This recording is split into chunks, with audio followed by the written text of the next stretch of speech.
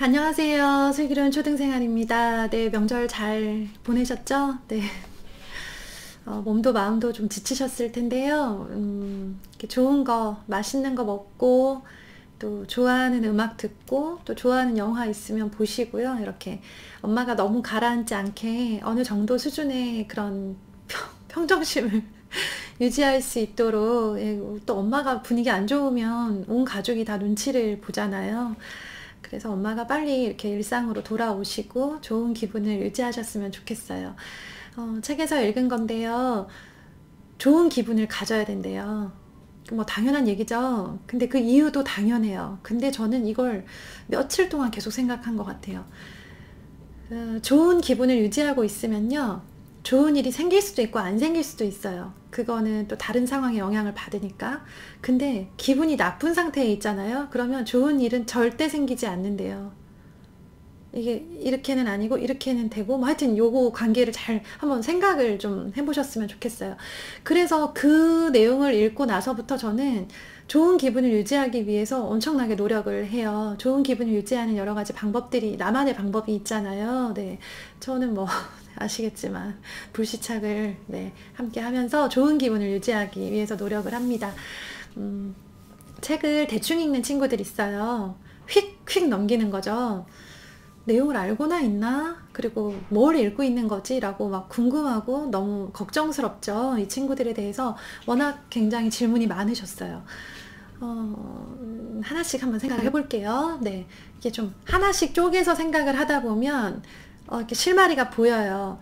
제 생각이 100% 옳다고 생각해서 말씀드리는 게 아니라요. 제가 바라는 거는 저의 이야기를 통해서 엄마가 생각할 거리, 그리고 생각의 어떤 힌트를 얻으셨으면 좋겠는 거예요. 우리 아이 상황에, 우리 아이 학년에, 우리 아이 성향에 맞는 방법으로 조금이라도 개선시켜 줄 수 있으려면 이 생각의 시작이 돼야 되는데요. 아무 생각 없이 사시는 분들도 많으시거든요.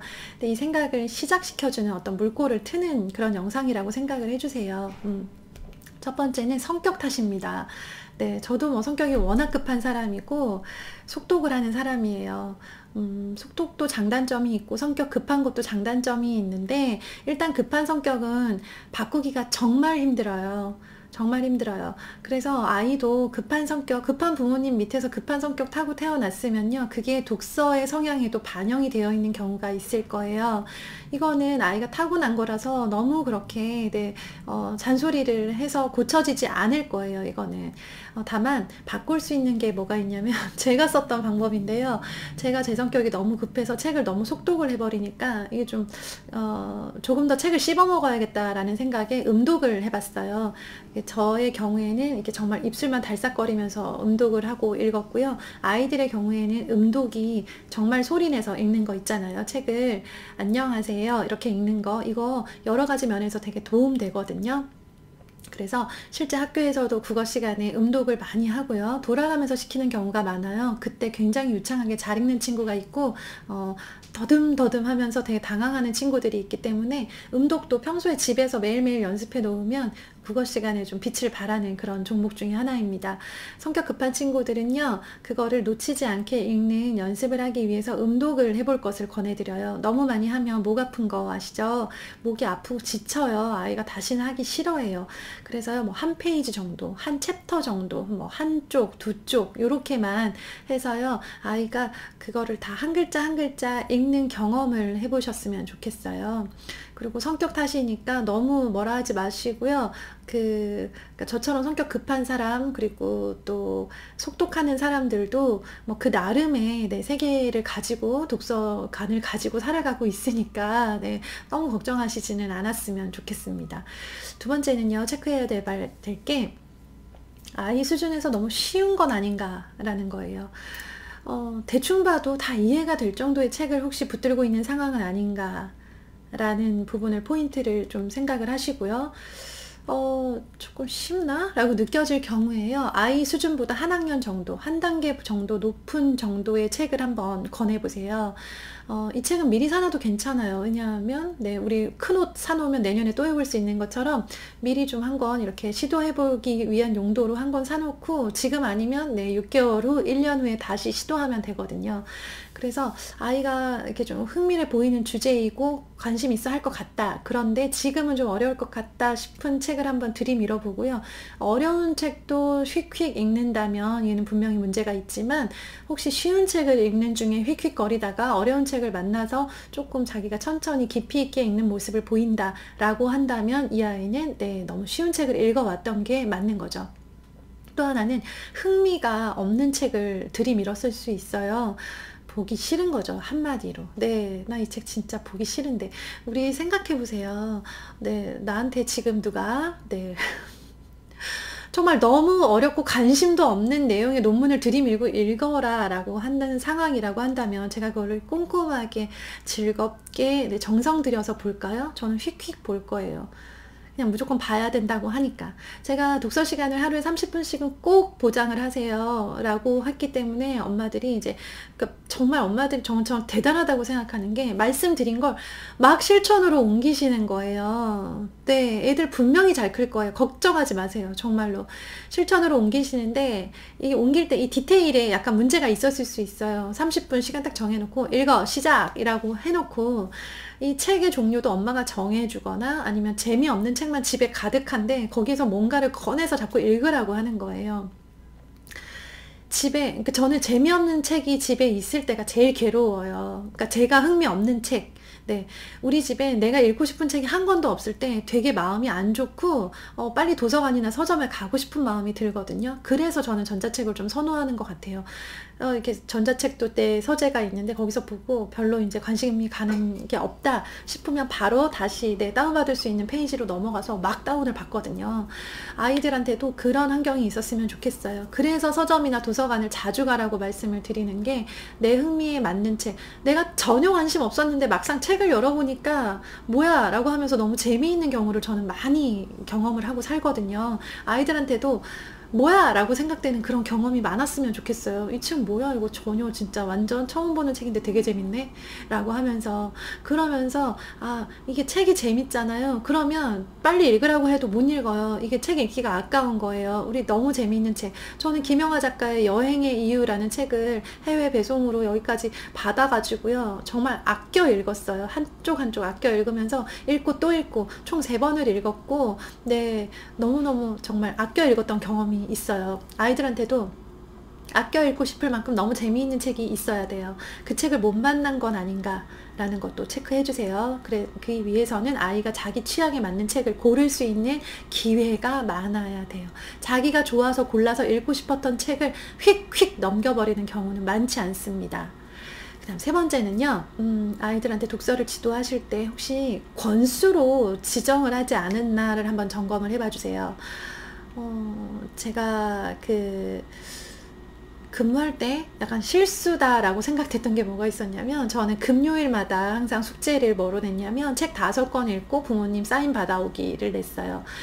그러다 보니까 정말 그 숙제를 통해서 1년 내내 그 숙제를 냈거든요. 그 숙제를 통해서 폭발적으로 독서가 성장한 친구들도 있었지만 정말 휙휙 넘기고 5권만 딱 읽고 그 사인 받아온 친구들도 있었거든요. 지금 생각하면 그 숙제를 이렇게 바꿀 거예요. 권수 아무 상관없이 30분 동안 아무 말 하지 않고 책 읽기로 해서 부모님 사인을 받으라고 할 것 같아요. 이게 우리가 책을 어느 정도 읽혀야 된다, 어느 정도 양의 책을 읽어야만 한다라는 부담감에 엄마들이 책 5권 읽어 라고 말씀을 하시거든요. 5권을 읽는데 읽기가 싫어요. 재미없고 수준에 안 맞아요. 근데 5권을 읽으래요. 그럼 어떻게 읽을까요? 막 엄청나게 빠른 속도로 읽어 치우겠죠. 뭐 어떻게 읽었던 간에 엄마는 내가 5권만 읽으면 잘했다고 하니까 라고 해서요, 권수로 이제 아이를 카운트를 하는 경우에는요, 아이가 대충 읽을 확률이 더 높아지고 대충 읽고 싶어지죠. 그래서 시간으로 항상 카운트를 하시고, 어떤 책이든 상관없어. 그런데 책을 여러 권 보려고 하지 말고 이 시간 안에 천천히 이 내용을 좀 음미하면서 읽어라 라고 하면서 이제 아이한테 권수에 대한 얘기는 아예 하지 마세요. 특히 어머님들이 전집을 구매하신 경우, 이 전집, 아이한테 큰 관심이 없는 학습용 전집을 구입을 해놓고 이게 너무 아까운 거예요. 비싸잖아요. 30-40만 원 하더라고요. 하니까 이제 아이한테 숙제처럼 주는 거예요. 오늘 이거 5권 읽고 내일 이거 5권 읽고 이렇게. 아이 입장에서는 공부와 독서가 차이가 없는 거예요. 공부를 하는 건지 독서를 하는 건지 책 읽는 것도 공부처럼 싫은 게 된 거죠. 그래서 그렇게는 안 하셨으면 좋겠어요. 책을 딱 싫어하게 만들 수 있는 네, 그런 지름길이라고 생각을 하시면 돼요. 이제 마지막 케이스인데요. 사실 저는 이걸 제일 강조해서 말씀을 드리고 싶어요. 아직 아이가 때가 아닌 거예요. 우리 아이는 아직 네, 책의 즐거움을 모르는 때인 거예요. 우리 아이라는 사람이 책의 즐거움을 모르는 사람이라는 게 아니고요. 아직 모르는 거예요. 우리 어머님들도요, 책의 즐거움 모르시는 분들 계시고 아는 분 계세요. 아직 모르는 분이시고요. 언젠간 알게 되실 거고 안 읽으면 끝까지 모르겠죠. 책을 읽어야 책을 읽는 즐거움을 알아요. 근데 이 아이가 책을 휙휙 읽는다는 이유로 혹은 책에 별로 흥미를 보이지 않는다는 이유로 책을 별로 이렇게 중요시 여기지 않고 그냥 이게 공부만 하고 문제집만 풀고 키웠어요. 영영 이 아이는 책을 읽는 즐거움을 모를 거예요. 지금 책을 좋아한다고 책을 열심히 읽으시는 어머님들, 저도 마찬가지지만 어렸을 때 학창시절에 책을 읽었던 경험이 있으신 분들이실 거예요. 그렇지 않은 경우에는요, 어른이 돼서 새삼스럽게 책에 취미를 붙이는 건 굉장히 어려워요. 제가 저희 아이들 어릴 때부터 죽어라고 네, 진짜 책 분리수거 거기 할 때 보면 책 이렇게 누가 내다 버리잖아요. 엄청 주워왔어요.